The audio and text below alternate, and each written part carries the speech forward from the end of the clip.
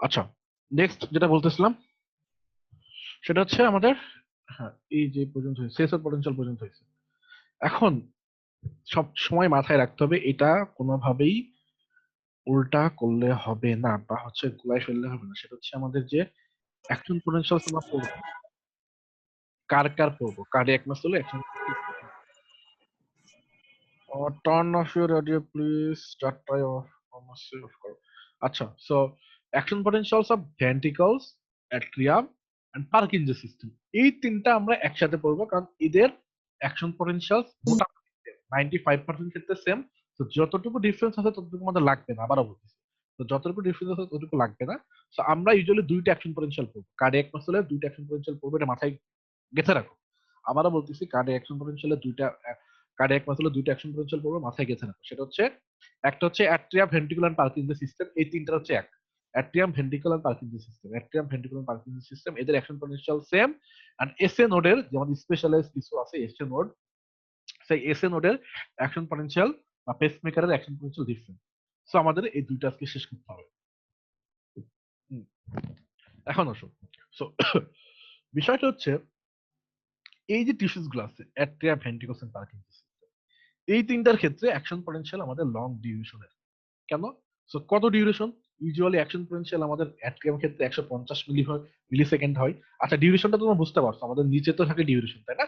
তো ওইটাকে আমরা বলতেছি ডিউরেশন। এই যে টোটাল যে টাইমটা লাগতেছে অ্যাকশন পটেনশিয়াল ডিপোলারাইজেশন শুরু হচ্ছে ওখান থেকে রিপোলারাইজেশন শেষ পর্যন্ত, এটা হচ্ছে টোটাল ডিউরেশন বলতেছি। তো অ্যাকশন পটেনশিয়াল ডিউরেশনটা হচ্ছে আমাদের অ্যাট্রিয়ামের ক্ষেত্রে 150 মিলি সেকেন্ড, ভেন্ট্রিকুলার ক্ষেত্রে 250 মিলি সেকেন্ড, পার্কিনসন ফাইবারসের ক্ষেত্রে আরো আরো বেশি, সেটা হচ্ছে 300 মিলি সেকেন্ড। সো এই অ্যাকশন পটেনশিয়াল ডিউরেশন তিনটা কিন্তু অনেক বেশি কার্ডিয়াক মাসলের ক্ষেত্রে।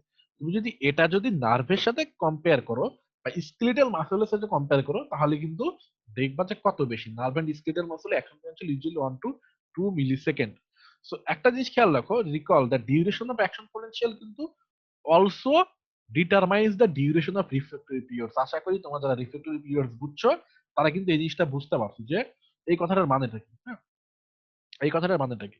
এই কথাটার মানেটা হচ্ছে যে তোমার অ্যাকশন পটেনশিয়ালের ডিউরেশন যত বেশি, তার রিফ্লেক্টরি পিরিয়ড তত বেশি, মানে ওই সময়টাতে সে অন্য কোনো একটা অ্যাকশন পটেনশিয়াল জেনারেট করতে পারবে না।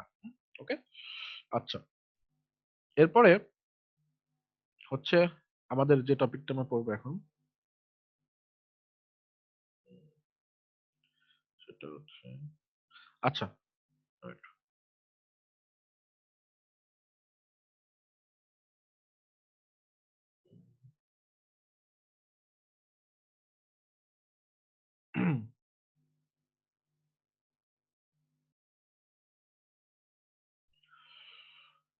তো দেখো এটা হচ্ছে ডিউরেশন গেল। হ্যাঁ, এখন সো ডিউরেশনের বিষয়টা তোমরা বুঝতে পারছো। এখন আমরা কিছু ক্যারেক্টার পড়বো, মানে এই যে ক্যারেক্টার যেটা পড়তেছে, একটা মাত্র ডিউরেশন ছিল যে আমাদের অ্যাট্রিয়াম, ভেন্ট্রিকলস এন্ড পার্কিনসন সিস্টেমের যে অ্যাকশন পটেনশিয়ালের ক্যারেক্টারিস্টিক পড়তেছে, এক নম্বর হচ্ছে লং ডিউরেশন, যে এদের ডিউরেশনটা নার্ভ এন্ড স্কেলেটাল মাসলের চাইতে অনেক বেশি। ইউজুয়াল কতটা বেশি চিন্তা করতে হবে। দুই নাম্বার কি?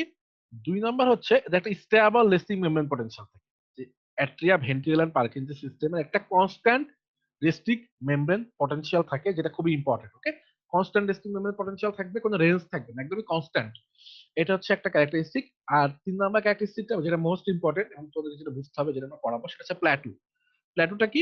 অ্যাকশন পটেনশিয়াল যেটা হচ্ছে অ্যাট্রিয়াম, ভেন্ট্রিকুলার পার্কিনসন সিস্টেমের, এটা একটা প্ল্যাটু থাকে। প্ল্যাটু মানে কি? প্ল্যাটু যদি তোমাকে একদমই সোজা বাংলায় আমরা বলি, তোমরা অনেক বেশি জন পড়ছো কাহিনী, সেটা হচ্ছে plateau means sustained period of depolarisation. কাহিনী শেষ। সাস্টেইনড পিরিয়ড অফ ডিপোলারাইজেশন, যে অনেকক্ষণ ধরে একটা ডিপোলারাইজেশন মেনটেন করতেছে, সেটাকে আমরা বলতেছি প্ল্যাটু। কেমনে মেনটেন করতেছে সেটা আমরা পড়বো। তো যে ফার্স্ট ফার্স্ট ফেজ সেটা এখন পড়বো। ফিগারটা একটু খেয়াল করো আগে, তোমাদের সামনে যদি বই থাকে বই বের করতে পারো, নাহলে আমার স্ক্রিন দিকে তাকাও।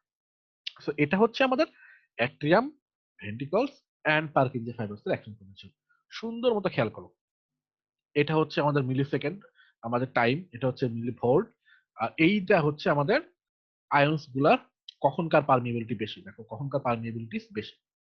আচ্ছা, নিচে আইসিএফ ইসিএফ বলে দিছে যে কোনটা সেল থেকে বাইরে ঢুকতেছে বা কোনটা সেলের ভিতরে আসতেছে, কোনটা সেলের বাইরে যাচ্ছে, এটা বলে দিচ্ছে। তো এখানে আমাদের আমরা স্টেপ ওয়াইজ করবো। ফার্স্ট স্টেপ কি, আমাদের ফেজ গুলো আগে খেয়াল করো যে ফেজ কয়টা আছে, অ্যাকশন পটেনশিয়াল ফেজ কয়টা আছে, অ্যাট্রিয়াম, ভেন্ট্রিকলস এন্ড পার্কিনসন ফাইবার্সের ফেজ কয়টা আছে। ফেজ কিন্তু খুবই ইম্পর্টেন্ট, আবার বলছি। আমরা জিরো থেকে শুরু করি, phase zero, phase one, phase two, phase three, phase four. তো ফেজ জিরোটা কি, ফেজ জিরো আমরা যেটা পড়ছিলাম সেলুলার ফিজিওলজিতে, সেটা হচ্ছে upstroke of action potential. So in ventricular, atrial and Parkinson fibres action potential কেমনে শুরু হয়, action potential begins with a phase of rapid depolarization, যেটাকে আমরা বলছি upstroke. So nerve and skeletal মাসেলেও কিন্তু কি ছিল বলতো, এই যে র্যাপিড ডিপোলারাইজেশন ছিল কার জন্য ছিল, সোডিয়াম কন্ডাক্টেন্স বা ইনওয়ার্ড সোডিয়াম কারেন্টের জন্য।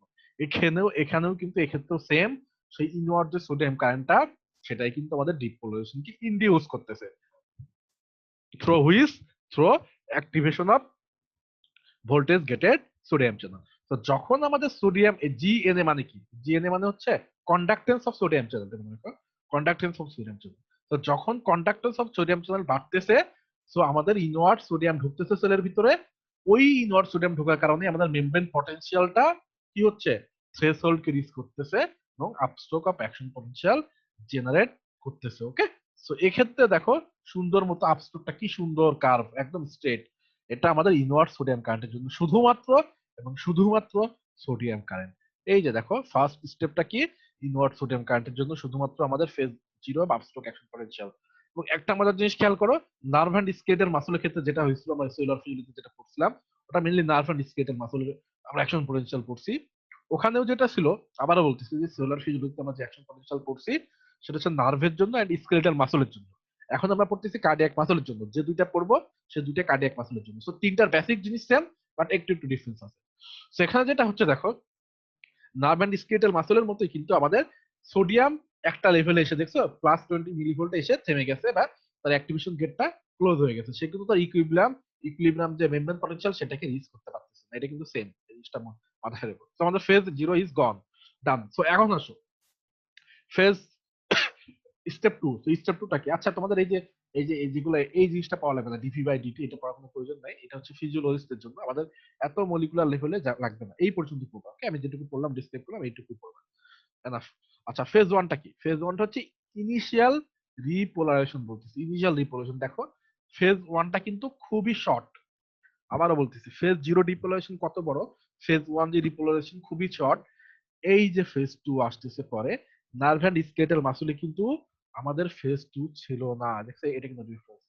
সো ফেজ ওয়ান হচ্ছে ইনিশিয়াল রিপোলারাইজেশন, দেন ফেজ টু হচ্ছে প্লাটু ফেজ। প্লাটু ফেজ কেন বলতেছি, দেখো একটা জায়গায় এসে স্ট্যাবল আছে, একটা জায়গায় এসে স্ট্যাবল হচ্ছে, দেন রিপোলারাইজেশন হচ্ছে আবার থ্রিতে।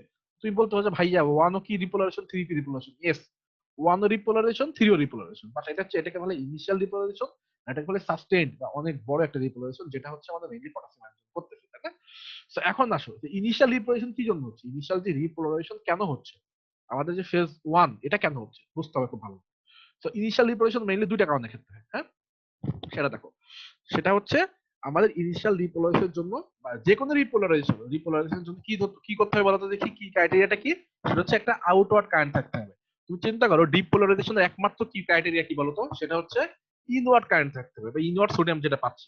আর রিপোলারাইজেশনের একটা মেন ক্রাইটেরিয়া ছিল হচ্ছে আমাদের আউটওয়ার্ড কারেন্ট থাকতে হবে। সেই আউটওয়ার্ড কারেন্টটা আইদার পটাশিয়ামের কারণে হতে পারে বা ক্যালসিয়ামের কারণে হতে পারে বা যে কেউ দিতে পারে। তো ইনিশিয়াল রিপোলারাইজেশন যেটা হচ্ছে সেটা হচ্ছে আমাদের ফার্স্ট সোডিয়ামের যে গেটটা, ইনঅ্যাক্টিভেশন গেটটা, সেটা কি হয়ে যাচ্ছে, ক্লোজ হয়ে যাচ্ছে ইন রেসপন্স টু ডিপোলারাইজেশন। খেয়াল করো আমরা কিন্তু সেই আগের মতোই যে আমাদের ডিপোলারাইজেশন হইতে হইতে হইতে আপস্ট্রোক যখন ডাউন তখন কিন্তু ইনঅ্যাক্টিভেশন গেটটা ক্লোজ হয়ে যায়। সো আমাদের সোডিয়াম ইনওয়ার্ড যে কারেন্ট সেটা একদমই ক্লোজ হয়ে যাচ্ছে, এটা একটা কারণ।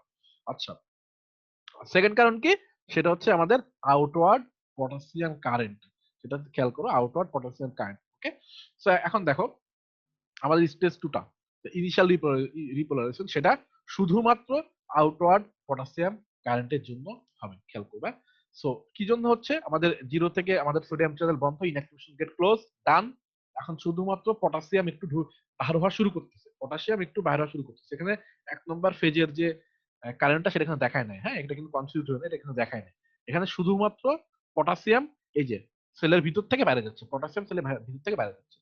তো পটাশিয়াম যখন বাইরে যাওয়া শুরু করছে, খেয়াল করো যখন একটা আউটওয়ার্ড সোডিয়াম কারেন্ট আমাদের অলরেডি আসা শুরু করছে, তখনই কি হচ্ছে, কিছুক্ষণ যাওয়ার পরে বিকজ দ্য পটাশিয়াম কন্ডাক্টেন্স আমাদের যেহেতু হাই থাকে অলওয়েজ, রেস্টিং মেমব্রেন পটেনশিয়ালের সময়, তো দেখো রেস্টিং মেমব্রেন পটেনশিয়ালের সময় তো পটাশিয়াম কন্ডাক্টেন্স সবচেয়ে হাই থাকে, তাই না?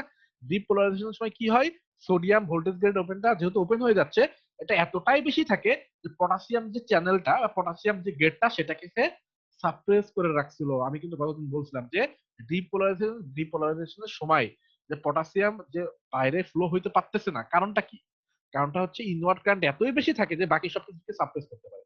এখন 1 নম্বর ফেজে যখন আসবে তখন ইনওয়ার্ড কারেন্টটাই তো এখন সাপ্রেস হয়ে গেছে, তখন তো আর পটাশিয়ামকে কেউ সাপ্রেস করতে পারতেছে না, তাই না? তো এই জন্য পটাশিয়াম কিন্তু আউটফ্লো কন্টিনিউ করতে পারতেছে, এই জন্য আমাদের ইনিশিয়াল ডিপোলারাইজেশনটা হচ্ছে। কিন্তু এটা, কথাটা হচ্ছে এটা কতক্ষণ চলবে? এটা অতক্ষণই চলবে যে প্ল্যাটু ফেজ আসা পর্যন্ত। মানে কি? মানে একটা ফেজ আসবে যেটাকে আমরা প্ল্যাটু বলতেছি, যে যেটা ডিউরেশন হচ্ছে 150 থেকে 200 মিলি সেকেন্ড, স্টেবল ডিপোলারাইজড মেমব্রেন পটেনশিয়াল যেটাকে আমরা বলতেছি, মেইনলি হচ্ছে ভেন্ট্রিকলস এন্ড পার্কিনসে ফাইবারস। এটা হয় যে সেক্ষেত্রে আমাদের ক্যালসিয়াম আয়নের কনসেন্ট্রেশন ইনক্রিজ হয় বা ইনওয়ার্ড ক্যালসিয়ামটা সেলের ভিতরে ঢুকতে পারে। মানে কি, একটা ফেজ আসে দেখুন, যে আমাদের ইনিশিয়াল ডিপোলারাইজেশন যখন হচ্ছে, পটাশিয়াম যখন আউটওয়ার্ড যাচ্ছে যাচ্ছে বাইরে যাচ্ছে, দেখো ভিতর থেকে বাইরে যাচ্ছে, ভিতর থেকে বাইরে যাচ্ছে, একটা সময় পরে আমাদের ক্যালসিয়াম চ্যানেলটা ওপেন হয়ে যায়। খুবই ইম্পর্টেন্ট, এই ক্যালসিয়াম যে চ্যানেলটা ওপেন হচ্ছে, আমাদের ক্যালসিয়াম চ্যানেল মূলত দুই টাইপের, তুমি অনেকে পড়ছো যে এল টাইপ ক্যালসিয়াম চ্যানেল, টি টাইপ ক্যালসিয়াম চ্যানেল। এগুলো মানে এল টাইপ মানে হচ্ছে লং লাস্টিং ক্যালসিয়াম চ্যানেল, মানে ক্যালসিয়াম চ্যানেলটা অনেকক্ষণ ধরে ওপেন হয়। আর টি মানে হচ্ছে ট্রানজিয়েন্ট, স্বল্প সময়ের জন্য ক্যালসিয়াম চ্যানেল। এখানে আমরা কি পড়বো, এল টাইপ ক্যালসিয়াম চ্যানেল। তো এখানে যেটা হয় যে পটাশিয়াম যখন আউটওয়ার্ড হচ্ছে, আউটওয়ার্ড যখন বার হচ্ছে সেল থেকে, যখন বার হচ্ছে পটাশিয়ামের ফ্লোটা, তখন একটা সময় গিয়ে ক্যালসিয়ামের চ্যানেলটা ওপেন হয়ে যায় এবং ক্যালসিয়াম সেলের ভিতরে ঢুকতে থাকে, যেটা কি করে পটাশিয়ামকে অপোজ করে। খুব সুন্দর মতো বুঝো, পটাশিয়াম কন্টিনিউয়াসলি বার হচ্ছে আর ক্যালসিয়াম কন্টিনিউয়াসলি ঢুকতেছে। তো এই দুইটা মেমব্রেন পটেনশিয়াল একটা অ্যামাউন্টটাকে এমন ভাবে অপোজ করে যে তাদের মেমব্রেন পটেনশিয়াল বাড়েও না কমেও না, একটা জায়গায় স্টেবল থাকে। এই জন্য এটাকে আমরা বলতেছি প্ল্যাটু ফেজ। দেখো খুব সুন্দর করে এক্সপ্লেন করা আছে, এখন বুঝতে পারবা যে there is an increased calcium conductance which results in inward sodium current, sorry, inward calcium current। এই ইনওয়ার্ড যে ক্যালসিয়াম কারেন্ট এটা কি করতেছে, আমাদের যে এটাকে আমরা কি বলতেছি, L type calcium channel open হচ্ছে। হ্যাঁ, L type calcium channel open হয় বলে ইনওয়ার্ড যে তুমি ক্যালসিয়াম কারেন্ট সেটা পাচ্ছ। এই ইনওয়ার্ড ক্যালসিয়াম কারেন্টটা কি করছে, আউটওয়ার্ড যে পটাশিয়াম কারেন্ট আছে সেটাকে সে অপোজ করতেছে বা ব্যালেন্স করতেছে। So the inward calcium current is balanced by outward potassium current, ultimately net current হচ্ছে zero, membrane potential remains in a কি state, depolarized state. Okay, so এর দুইটা সিগনিফিকেন্স আছে। ক্যালসিয়াম যে আমি যে পড়াইলাম তোমাদেরকে এল টাইপ ক্যালসিয়াম চ্যানেল, এর দুইটা সিগনিফিকেন্স আছে। দুইটা সিগনিফিকেন্স কি, একটা দেখো। সো এখন মনে করো কোন একটা তোমরা যারা থার্ড ইয়ার বা ফোর্থ ইয়ার আছে তারা তো পড়ছে ক্যালসিয়াম চ্যানেল ব্লকার। সেই ক্যালসিয়াম চ্যানেল ব্লকারটা আলটিমেটলি মানেটা কি? সেই ক্যালসিয়াম চ্যানেল ব্লকার যে ড্রাগস গুলো আমরা দিই, first year second year third year আছে তারা পড়বা calcium channel blocker. Calcium channel blocker মানে কি, সেই ড্রাগস গুলো আলটিমেটলি কি করে, সেই ড্রাগস গুলো আসলে এই যে এল টাইপ ক্যালসিয়াম চ্যানেল আছে, এই এল টাইপ ক্যালসিয়াম চ্যানেলকে ব্লক করে। তাহলে তুমি চিন্তা করো ক্যালসিয়াম চ্যানেল ব্লক আমরা কোথায় ইউজ করি, ক্যালসিয়াম চ্যানেল ব্লকার আমরা ইউজুয়ালি অ্যান্টি হাইপারটেনসিভ হিসেবে ইউজ করি, সিভিএস ড্রাগস। ওকে, যে পেশেন্টের বিপিটাকে লো করে। কেমনে লো করে, এই যে এইভাবে লো করে যে সে তার কার্ডিয়াক মাসলের উপরে তার ইফেক্টটা ফেলে। কোন টাইপ ক্যালসিয়াম চ্যানেলের উপরে ফেলে, mainly L type calcium channel. So আমরা ফার্মাকোলজি ডিটেইলস পড়াবো, এটা সিভিএস ফার্মাকোলজি যখন পড়াবো। সো এটুকু জেনে রাখো, so calcium channel blocker usually কি কি আছে, নিফেডিপিন, ডিলটিয়াজিন, ভেরাপামিন, তোমরা জানো যারা পড়ছো। সো এই ড্রাগ গুলো কি করে, এল টাইপ ক্যালসিয়াম চ্যানেলকে ইনহিবিট করে। ওকে, এই একটা সিগনিফিকেন্স। আর একটা সিগনিফিকেন্স কি, একটা সিগনিফিকেন্স হচ্ছে ইনওয়ার্ড যে ক্যালসিয়াম কারেন্টটা ঢুকতেছে, ইনওয়ার্ড যে ক্যালসিয়াম কারেন্টটা ঢুকতেছে সেলের ভিতরে, এইটা সে আরো একটা কাজে লাগায়। কি কাজে লাগায়, এই যে ক্যালসিয়াম এন্ট্রি যখন হচ্ছে প্লাটু ফেজে, সে একটা, আমাদের একটা ক্যারেক্টার আছে সেলের কিছু ক্যারেক্টার আছে, স্মুথ মাসল, স্মুথ মাসল একটা ক্যারেক্টার আছে।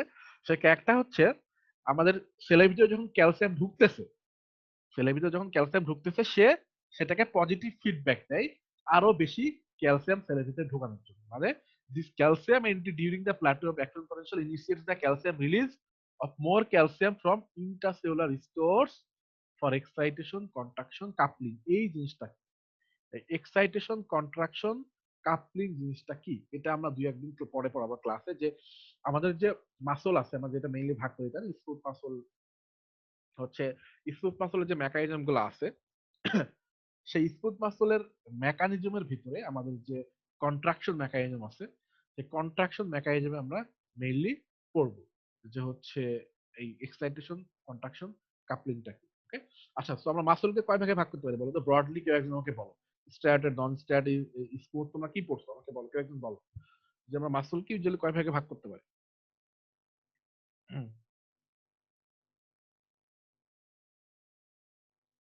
কে একজন বলো দেখি, কয় ভাগে ভাগ করতে পারি? কেউ কেউ জানে না? কেউ না কেউ তো জানে। ভাইয়া 3 থাকে। বলো তো দেখি কি কি। ভাইয়া স্মুথ মাসল, স্কেলেটাল মাসল আর কার্ডিয়াক মাসল। বুঝি না, একবার বলো। স্মুথ মাসল, দেন স্কেলেটাল মাসল ভাইয়া আর কার্ডিয়াক মাসল।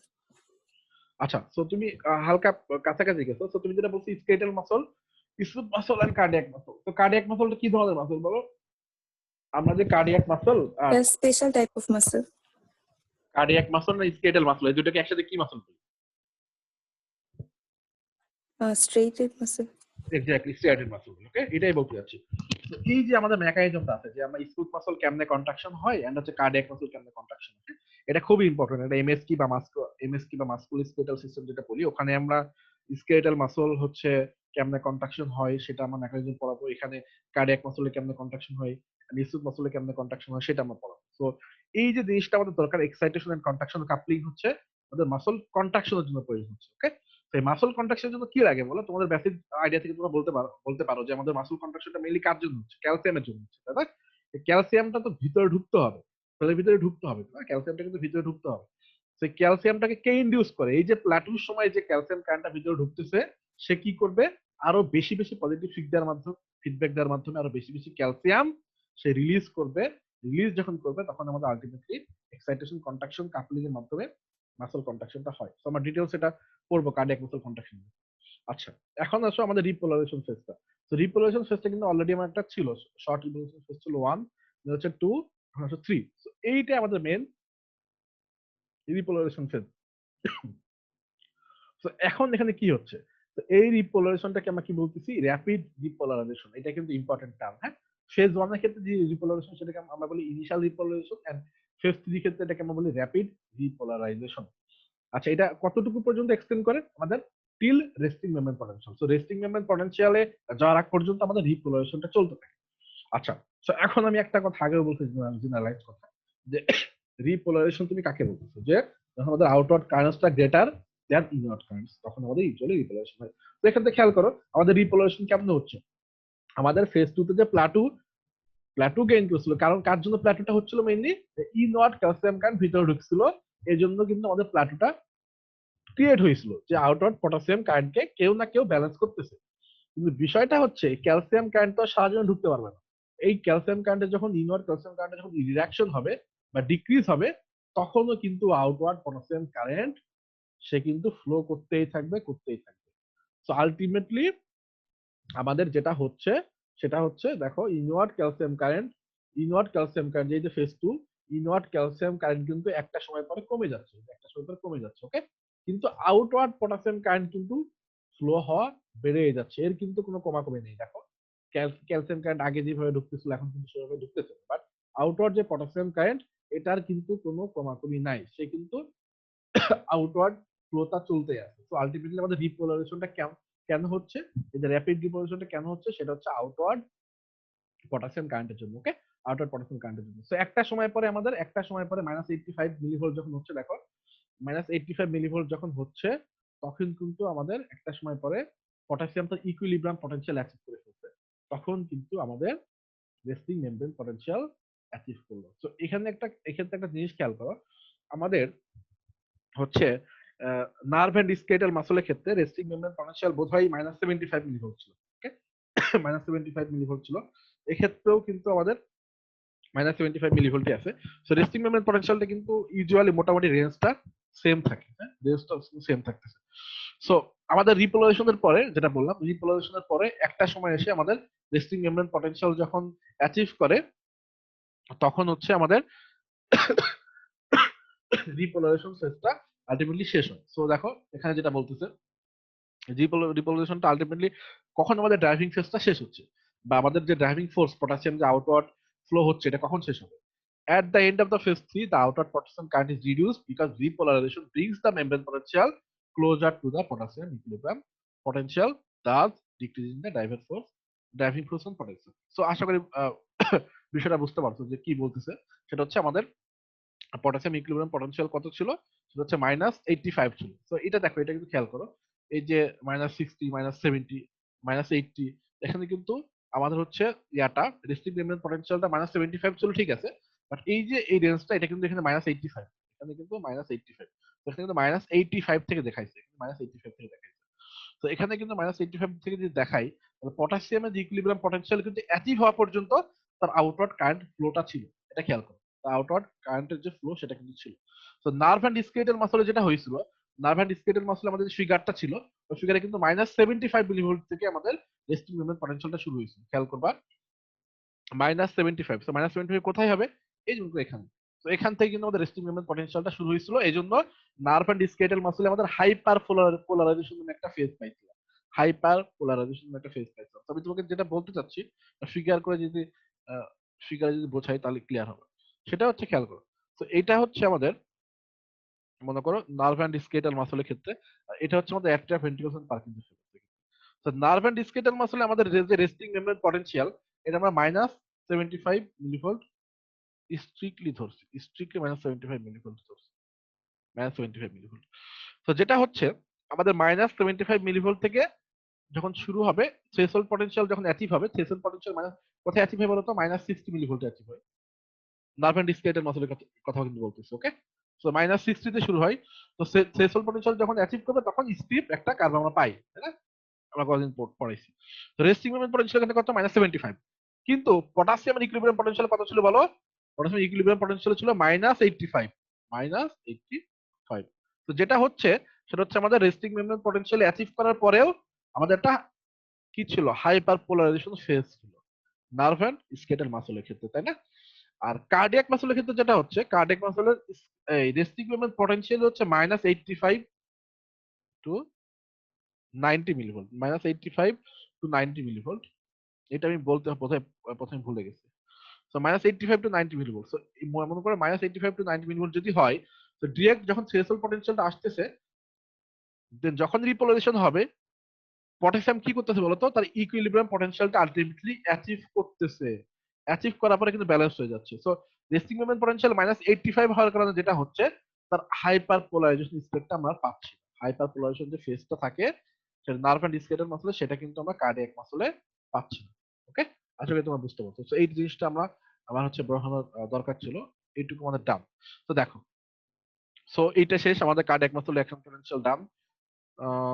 আচ্ছা, ভাইয়া এখন একটা কোয়েশ্চেন ছিল। হ্যাঁ বলো বলো, কার্ডিয়াক মাসল অ্যাকশন পটেনশিয়াল যেটা পড়লাম, এটা নিয়ে কারো কোনো প্রশ্ন আছে, প্রশ্ন করলে এখন প্রবলেম নেই। জি ভাইয়া, এখানে প্ল্যাটোটা হচ্ছে ফেজ 1 এবং 3 এর মাঝখানে, মানে দুইটা রিপোলারাইজেশনের মাঝখানে। কিন্তু আমরা যখন প্ল্যাটো পড়ি তখন লেখা থাকে যে সাস্টেইনড পিরিয়ড অফ ডিপোলারাইজেশন, এটা কেন? আচ্ছা, তুমি এখন দেখো সাস্টেইন পিরিয়ড অফ ডিপোলারাইজেশন কেন বলতেছে, খুব ভালো মতো খেয়াল করো যে আমাদের ডিপোলারাইজেশন মানেটা কি বলতো, ডিপোলারাইজেশন মানেটা কি, ডেফিনিশনটা বলো। ডিপোলারাইজেশন মানেটা হচ্ছে আমাদের টুয়ার্ডস পজিটিভের দিকে যাওয়া বা নেগেটিভটা কমা, তাই না। Less negative.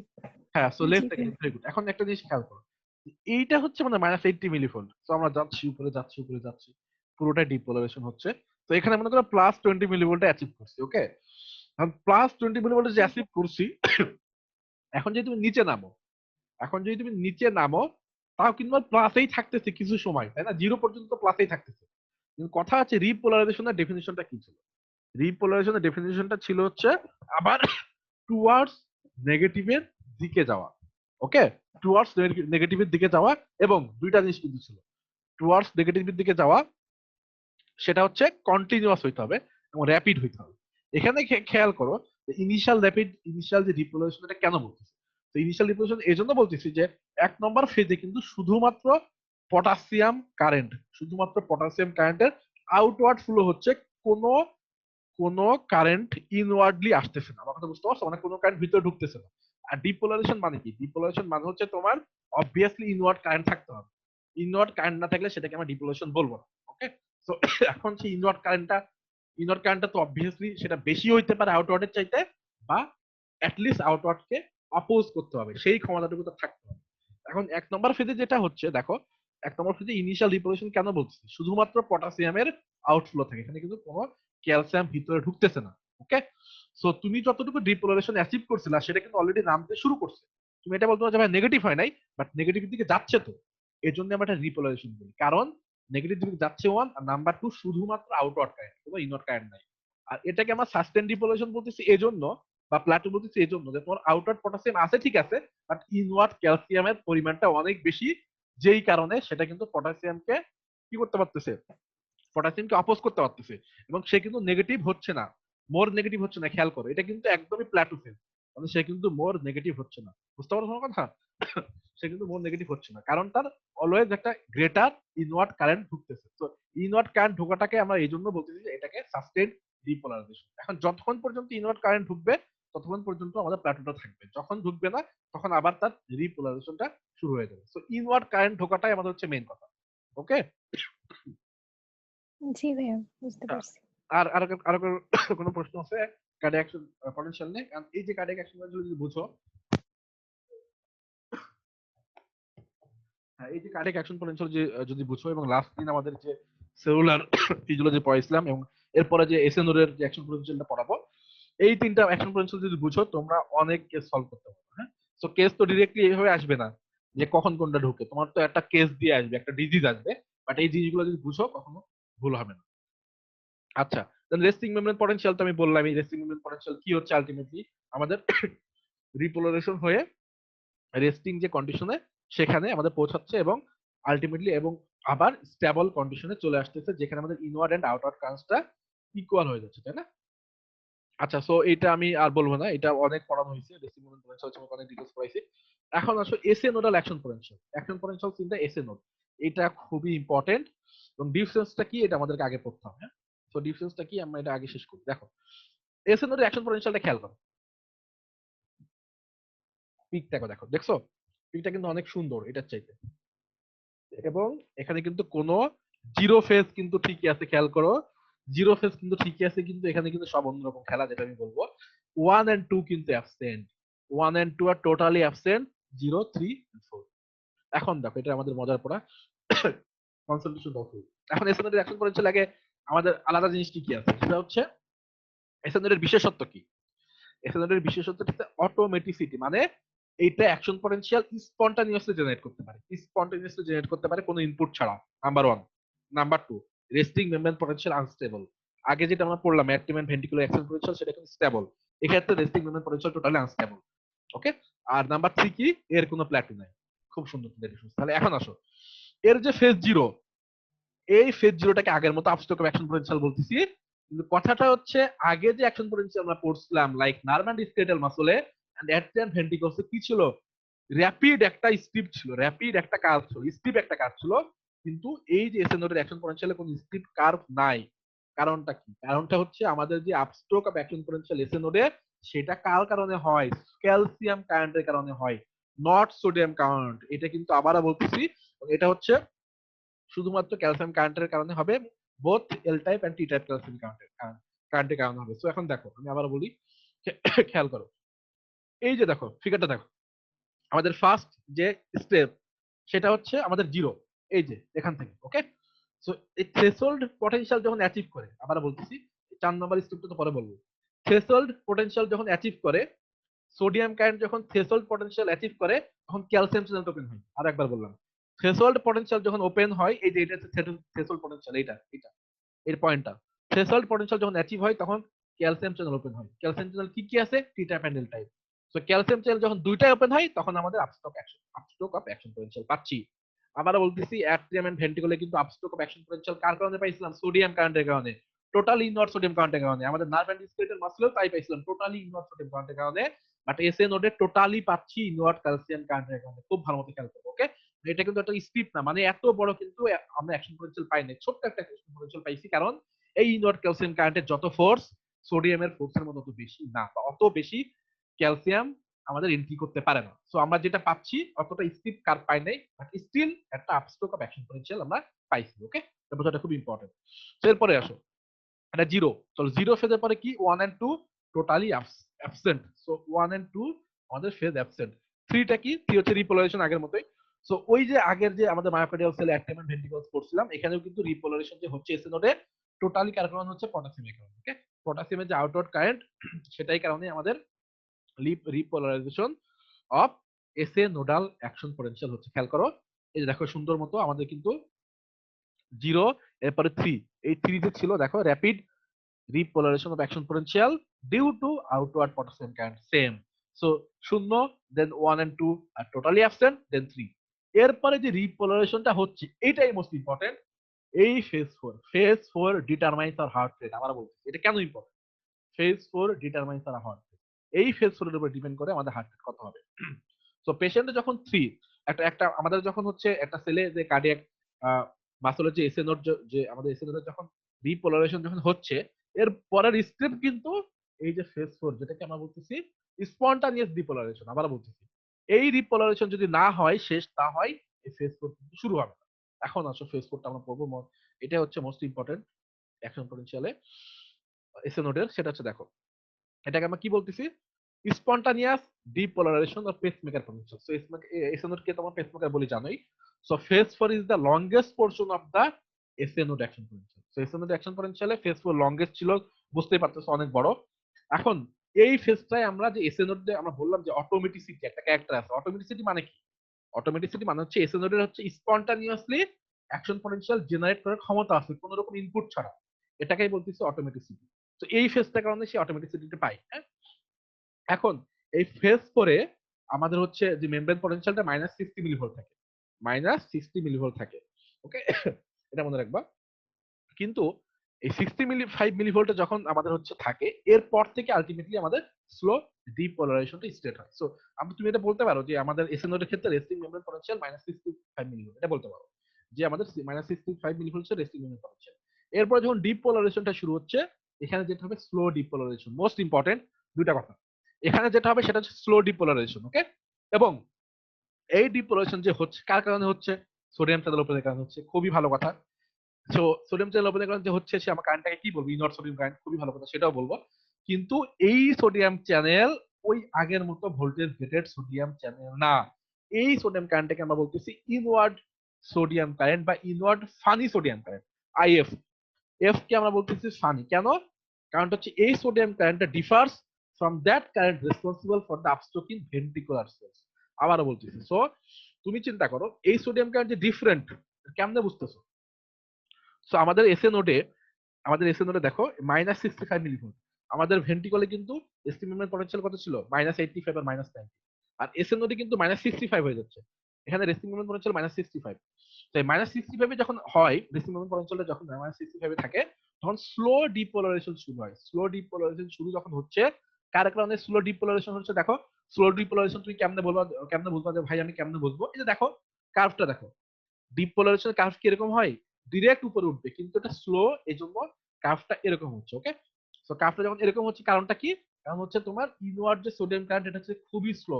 এবং এই সোডিয়াম কারেন্টটা আমাদের ভোল্টেজ গেটেড সোডিয়াম না, কিন্তু এটা কিন্তু বুঝতে হবে যে এটা কিন্তু এই সোডিয়াম কারেন্ট আমরা voltage gated sodium sodium channel থেকে পাচ্ছি না। এটা অন্য একটা সোডিয়াম চ্যানেল, যেটাকে আমরা বলতেছি inward funny sodium current. Inward funny sodium current. Funny কেন বলতেছি? মানে এটা হচ্ছে টোটালি ডিফারেন্ট একটা সোডিয়াম চ্যানেল, যেখান থেকে আমাদের সোডিয়ামটা সেলের ভিতরে ঢুকতেছে। এজন্য আমরা কি পাচ্ছি? এই যে ফেজটা পাচ্ছি বা এই ডিপোলারাইজেশন ফেজটা পাচ্ছি, এটাকে আমরা বলতেছি spontaneous depolarisation phase. Spontaneous depolarisation phase. তো এই যে ডিপোলারাইজেশনটা হচ্ছে, দেখো সোডিয়াম ঢুকতে ঢুকতে, ইনওয়ার্ড ফানি কারেন্ট ঢুকতে ঢুকতে এমন একটা কন্ডিশন আসবে যখন সে থ্রেশহোল্ডটা রিচ করবে। এই থ্রেশহোল্ড যখন রিচ করবে, সে তখন আমাদের ক্যালসিয়াম চ্যানেলটা খুলে যাবে, আমরা আপস্ট্রোক অফ অ্যাকশন করছিলাম। আবার বলতেছি, আমাদের এসএ নোডের রেস্টিং মেমব্রেন পটেনশিয়াল ইজিলি -65 মিলিভোল্টে ক্লোজ থাকে। দেন তখন আমাদের ইনওয়ার্ড ফানি কারেন্টটা ঢুকে, যেই সোডিয়াম চ্যানেলটা আগের সোডিয়াম চ্যানেলগুলোর সাথে টোটালি ডিফারেন্ট। দেন এতই স্লো ঢুকে যে কার্ভটা দেখলে তোমরা বুঝতে পারবা। স্লো ঢুকতে ঢুকতে এমন একটা সময় চলে আসে যে তখন থ্রেশহোল্ডটা রিচ করে। থ্রেশহোল্ড রিচ করলে আমাদের ক্যালসিয়াম চ্যানেলটা খুলে যায় এবং আপস্ট্রোক অফ অ্যাকশন পটেনশিয়াল হয়। বাকি রিপোলারাইজেশনটা হচ্ছে। ওকে? সো এইটা কিন্তু খেয়াল করবা যে এই ফেজটার উপরে আমাদের ডিপেন্ড করতেছে আমাদের হার্ট রেট কত হবে। এখন তুমি চিন্তা করো, এই ফেজটা যদি আমাদের স্লো হয়ে যায়, এই স্পন্টানিয়াস ডিপোলারাইজেশন যদি স্লো হয়, আমাদের হার্ট রেট কম হবে। স্পন্টানিয়াস ডিপোলারাইজেশন যদি বেশি হয়, আমাদের হার্ট রেট বাড়বে। এটাই হচ্ছে আমাদের থিম। এই যে এখন আমরা শেষ করলে বুঝতে পারবো এইটুকু। প্রায় শেষ হয়ে গেছে আমাদের।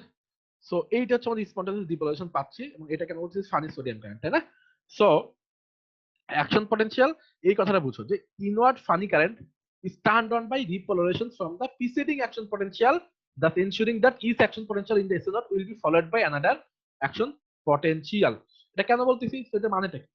এটার মানেটা কি?